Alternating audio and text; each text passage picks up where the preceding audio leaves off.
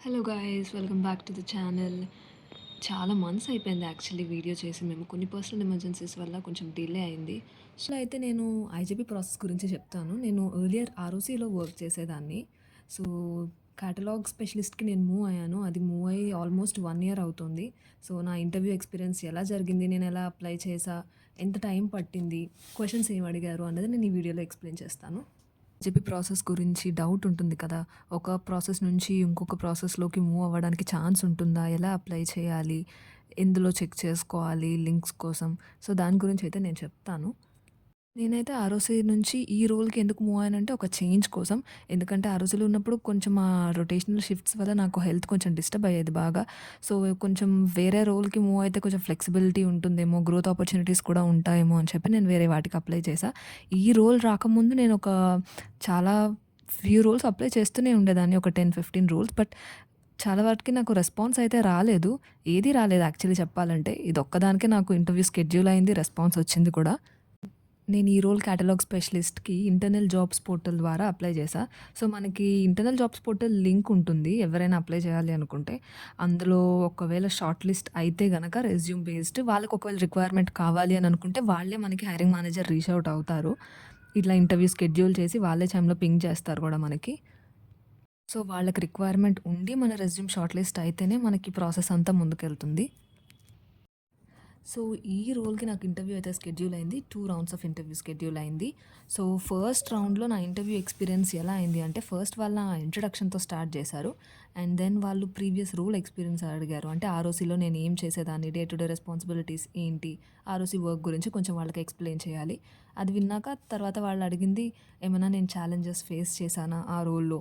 లేదు అంటే ఏమైనా ఎస్కలేషన్ వస్తే దాన్ని ఎలా హ్యాండిల్ చేశావు? అన్న దాని మీద కూడా క్వెషన్స్ అడిగారు. అండ్ దెన్ రెజ్యూమ్ బేస్డ్‌లో కూడా కొన్ని క్వెషన్స్ అడుగుతారు. నా దాంట్లో అయితే నేను టెక్నికల్ స్కిల్స్ ఏమీ ఇంక్లూడ్ చేయలేదు.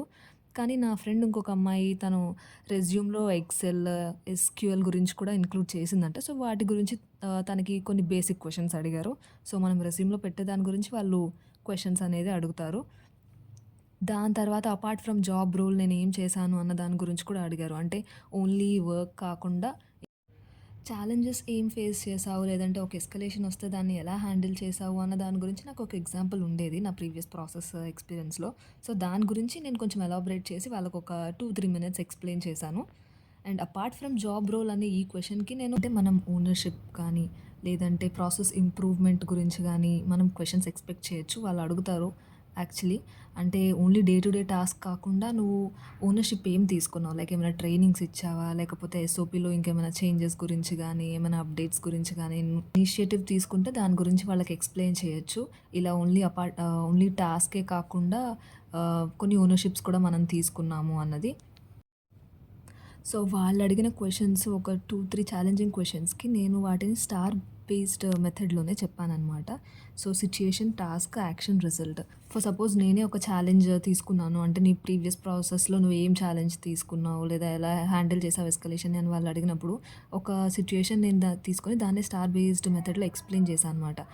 సో, సిట్యుయేషన్ ఎలా అంటే మనం ఏ ఛాలెంజ్‌ని మనం వాళ్ళకి చెప్పాలనుకుంటున్నాం, ఆ సిట్యుయేషన్ గురించి మనం కొంచెం డిస్క్రైబ్ చేసి వాళ్ళకి చెప్పాలనమాట.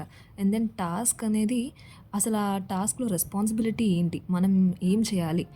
అన్న దాని గురించి వాళ్ళకి చెప్పాలి. అండ్ దెన్ యాక్షన్ అంటే మనం ఏం యాక్షన్ తీసుకున్నాం? అంటే మనం ఏ అప్రోచ్‌లో ఆ సిట్యుయేషన్‌ని హ్యాండిల్ చేయడానికి ట్రై చేసాం అన్నది ఎక్స్‌ప్లెయిన్ చేయొచ్చు.